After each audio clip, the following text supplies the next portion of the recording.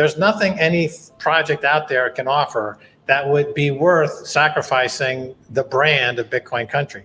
They are sticking a knife into the Salvadoran people. They're sticking a knife into the leadership of this country. They're sticking a knife into every person out there who is yearning to be free from the dollar, from the IMF, from shitcoins. I don't have any mercy for these people. That's my message to anybody who tries to fuck with the Bitcoin country brand.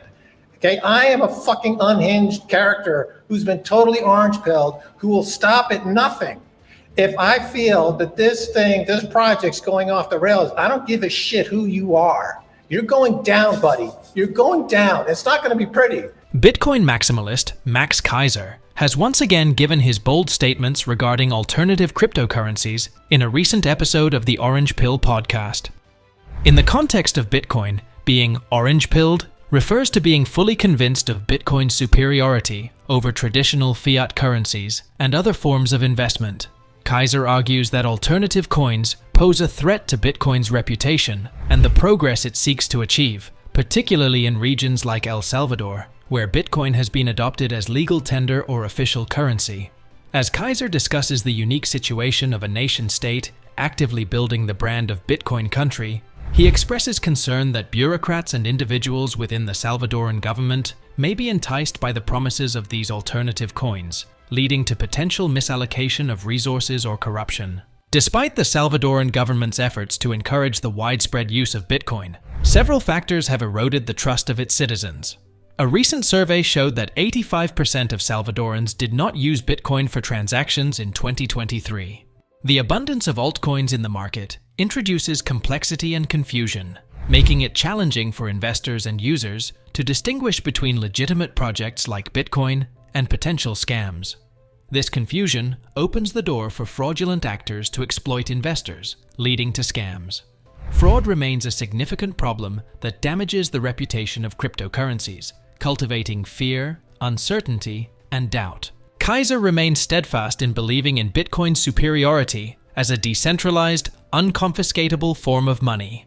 He sees alternative coins as distractions or even threats to the broader adoption of Bitcoin and the economic freedom it represents. Let us now look at some clips as Max Keiser boldly expresses his sentiments regarding Bitcoin and the possible danger altcoins pose to the adoption and expansion of Bitcoin within a country, specifically the country of El Salvador. As we share these clips, we'd appreciate your support. Please consider liking, commenting, and subscribing to our channel. Your support helps us continue providing valuable updates. We hope you enjoy the video. You know, it's a bureaucracy. And the bureaucracy has thousands of people in that bureaucracy all over the country.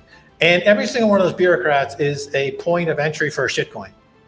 Because any shitcoin that can go to a bureaucrat and who doesn't know Bitcoin yet, but it sounds good because shitcoiners are good salespeople. And then next thing they know, they're taking a photo with that bureaucrat. And then the next thing you know, they're posting that photo somewhere.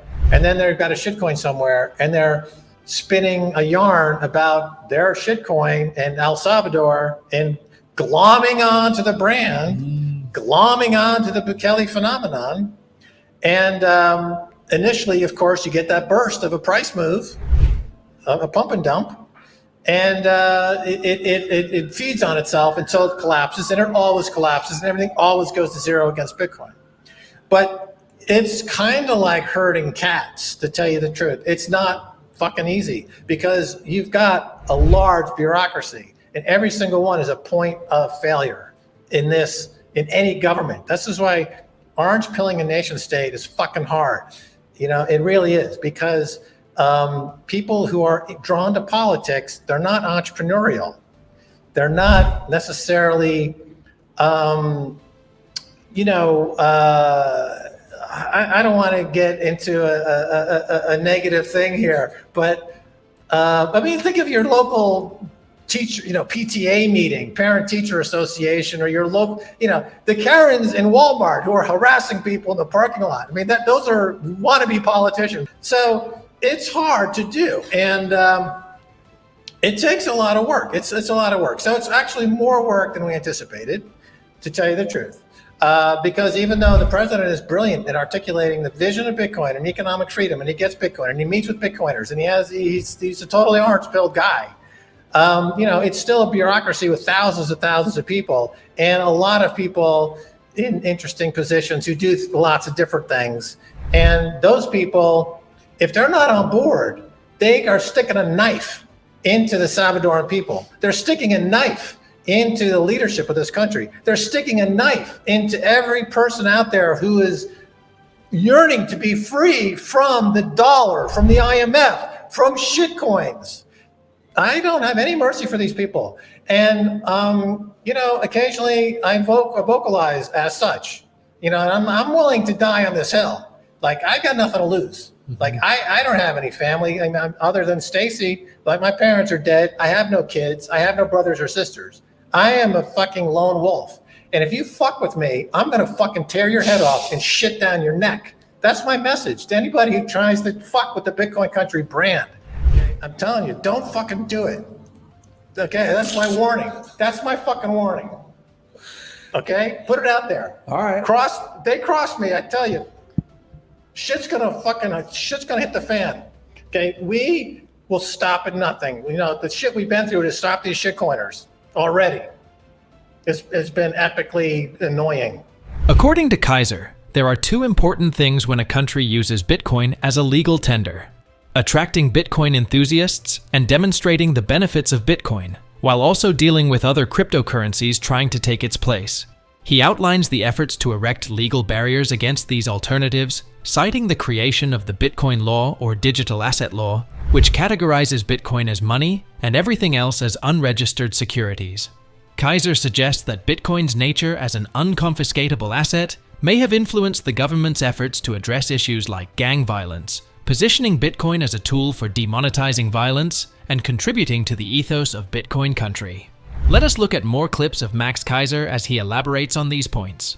So there's two pieces of that puzzle. One is to build out the Bitcoin country brand to attract Bitcoiners and to exemplify the best that Bitcoin has to offer. The other side is to keep out the shitcoins. And that side, it takes a lot of work. And so there are a few different ways that we are building barriers for shitcoins, one being the legal barrier. So when Max and Stacy arrived here, about 2 years ago, it became clear that there needed to be a legal kind of response or a legal statement from the country in terms of what Bitcoin is and what it isn't. So this led to the Bitcoin law, as it's known, or the digital asset law, which states that Bitcoin is money, everything else will be considered an unregistered security. So this is what Gary Gensler also kind of hints at, but the way that they do it in the U.S. is through through prosecution. They do enforcement through prosecution. They might decide suddenly that you are an unregistered security, and so they go after you. But they don't state categorically in legal terms that everything that's not Bitcoin is an unregistered security. But we took the step of saying that's our position.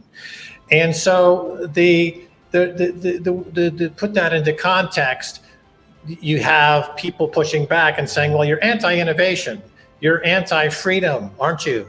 And no, that's not really how to look at it.